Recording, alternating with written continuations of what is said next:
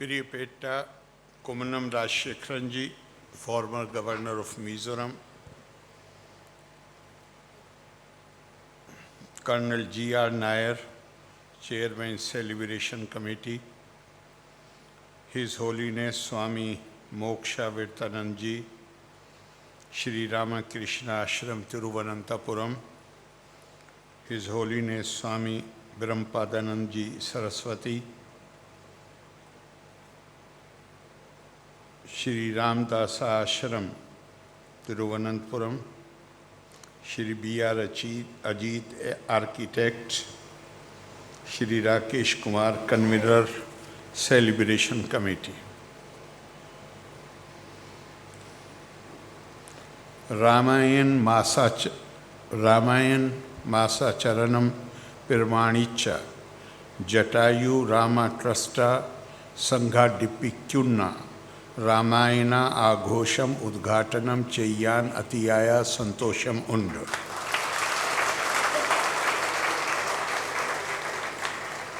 Sita Deviye Rakshi Kyan Vendi Jivan Vedinja Jadayu Tyagat Tindeyum Istri Suraksha Yudeyum Pirtikam An Atinal Istri Surakshakka Unnal Nalki Ramayan Masam Aghoshikyaan Tirumanicha Jatayu Trustine Abhinindi Kyunnu.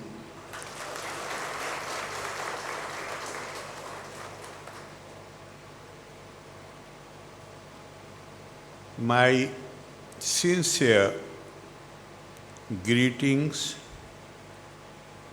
and best wishes for the Trust for their decision to celebrate, for organizing this event which highlights the aspect of women's safety.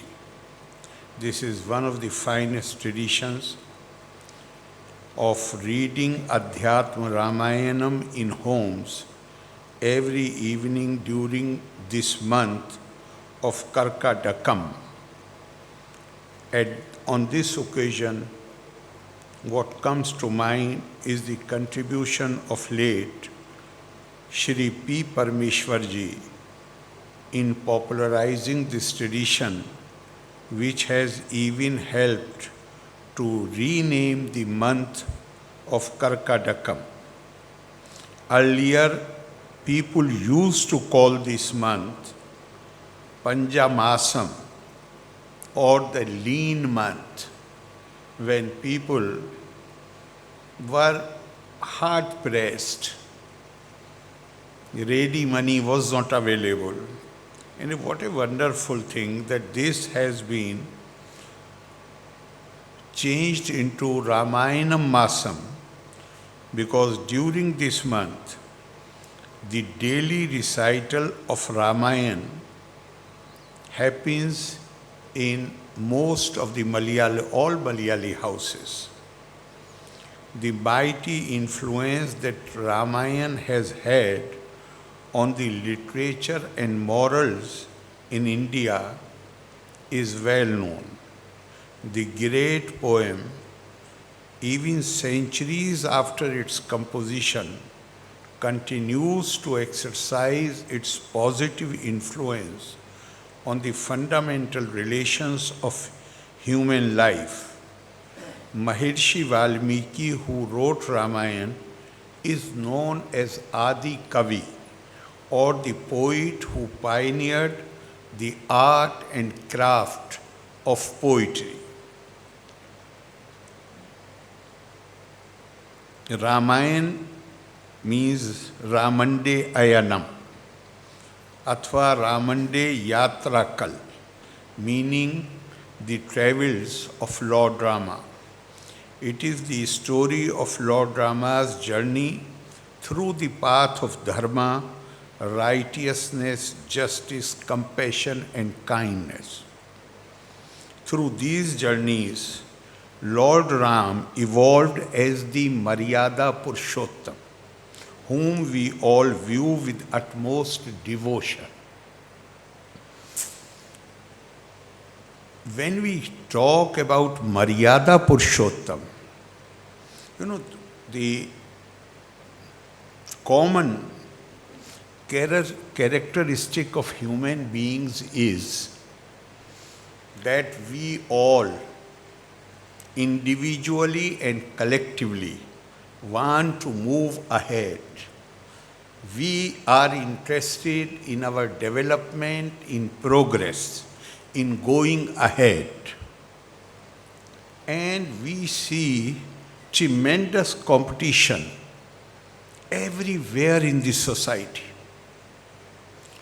To have the desire to progress, it's perfectly fine. But how to proceed? A famous Western scholar has said that an ambition unchecked by moral scruples becomes a source of great turbulence for the society.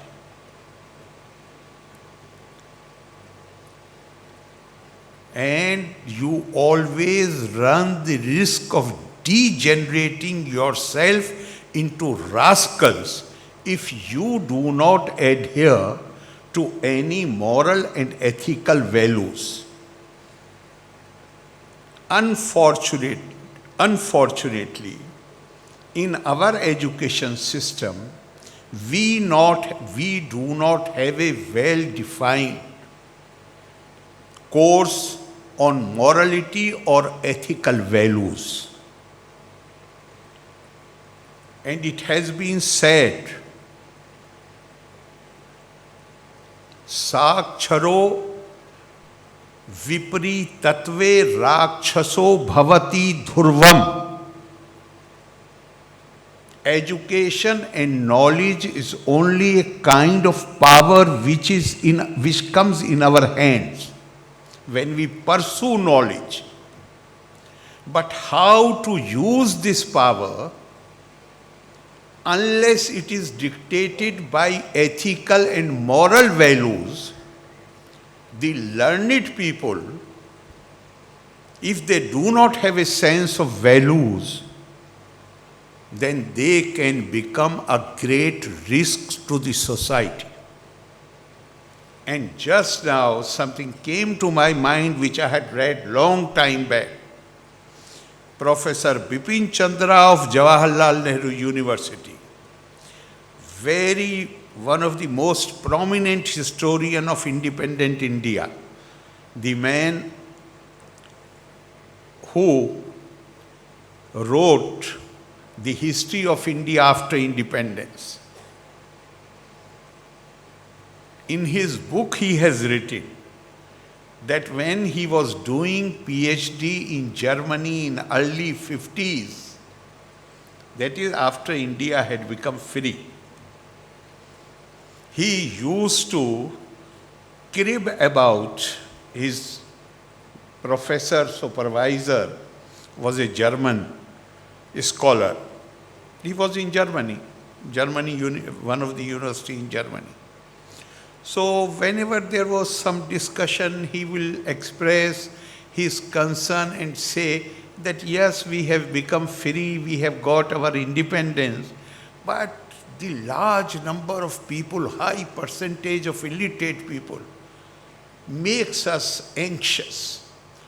Whether we will be able to retain democracy and independence, because the number of people who are illiterate is too high. Then he has written that over a period of time, when he made this point 2-3 times, his German professor turned to him and said, Bipin Chandra, do not forget that at the time when Germany produced Hitler, Germany had the largest number of PhD holders. But the illiterate Indians, they produced a Gandhi.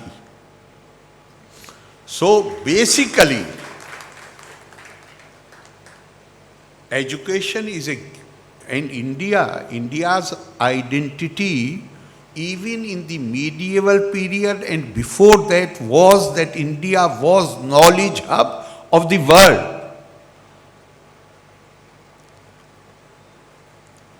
Tapa swadhyay nirattam, ever devoted to the pursuit of knowledge. We must be devoted to the pursuit of knowledge. That is our real, what they say in modern terms, USP. India's power and prestige consist in pursuing education. But at the same time, it is equally important to cultivate ethical and moral values. Rama, whom we worship,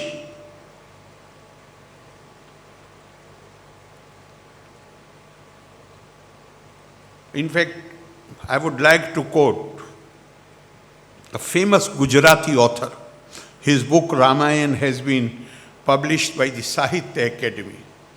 And I had the honor of writing a review of the book. Therefore, first I went through the book. I requested them that I will need at least 3 weeks. And he has written, he says that as a king, his actions are not above scrutiny. There are 3 accounts on which Lord Rama's decisions have been criticized, and criticized since long. And he has written in that book that if there is any one king in the history of India whose actions are above reproach, they cannot be criticized. That king was Vikramaditya of Ujjain. But Indians have not elevated him to the status of God, to the status of avatar. Indians have elevated Lord Rama to the status of avatar, to the status of Bhagwan. Why? He raises the question, why? Because, as Swami Vivekananda has said, to Indian genius, to Indian mind, to Indian heart, it is renunciation and service that appeal most. Tyag and seva. And Bhagwan Ram was an epitome of these 2 great ideals. He was under no obligation to go to the forest. Even his father, who had given word to his stepmother, told him that you are under no obligation, it is my word, you can refuse to go. But he wanted to uphold dharma, and he decided to go there. And it is very interesting. On the eve of departure to forest, the younger brother Lakshman lost his cool, and he started saying things which were insulting and not, they should not have come from his mouth. He started blaming the father for all the woes of the family. Then Bhagwan Ram smiled and told him, Daho mitiya buddhir vidya sa pirkir tata naham dehaschi dat met buddhi vidyete bhannete. Lakshman, you are feeling anxious, you are feeling uncomfortable, that we are going to the forest and we will have to undergo all these problems associated with the forest life. From the royal palace to the jungle. Therefore, you are becoming anxious. And the reason is that you consider that this body of yours, you are this body of yours. No, you are not this body of yours. Who am I? Mano buddhahankar chittani naham nacha shrotra jive nacha ghran netre nacha vyom bhumir chidanand rupa shivoham shivo. He said, you feel, I am not this body of mine. I am blissful awareness. So whatever pain will be suffered, it will be suffered by the body. So you should not feel unduly worried about that. Likewise, after return, when he took over the reins of the government, one shlok I find so powerful, and it has been quoted by many of our very leading public intellectuals. Sneham dayam cha sokhyam cha yadiva janki mapi आराधनाए लोकस्य मुंचतो नास्ति मैं व्यथा. In order to serve my people, the word has been used is aradhana. It is the duty of the ruler to serve the people in the manner as if he is offering his worship to the deity.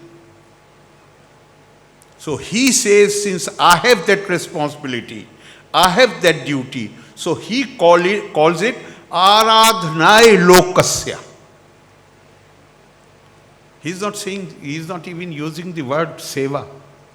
Seva has to be done in a manner as if you are offering your devotions to the deity. He says, as far as offering this aradhana to my people is concerned, nothing comes in the way. Neither sneh nor comfort. I will be ready to sacrifice those for whom I have loved. I will be ready to sacrifice every comfort of mine. Dayam, even daya. Daya means misplaced kindness at the cost of the people. No. And even Janki. I can sacrifice anything and everything so that I can perform my dharma, and my dharma is to serve the people who have chosen me as their ruler. Now, that frame of mind where one is ready to undertake any suffering, any pain, and to sacrifice anything which is dear to that person, that is what morality and ethics is all about. And he was epitome of that. The purpose, I believe, why when I was informed about this great tradition which has been started in Kerala, and Parmeshwarji has played a significant role in this. What I liked is that at a time when we are not giving enough education to our children, making them aware of the ethical and moral requirements, at least this 1 month in the homes, an atmosphere will be built where I'm talking particularly about the young children. These young children will have great opportunity to learn these lessons from their parents in the family environment, and I'm sure it will help them to become better citizens of this country, to be in a position where they can shoulder the responsibility of the future India. You have invited, again I congratulate you for organizing this event. And I would like to express my deep gratitude for your kind invitation and making me an associate in celebrating this great tradition. लोका समस्ता सुखिनो भवन्तु। वल्रे नन्नी, जय हिंद।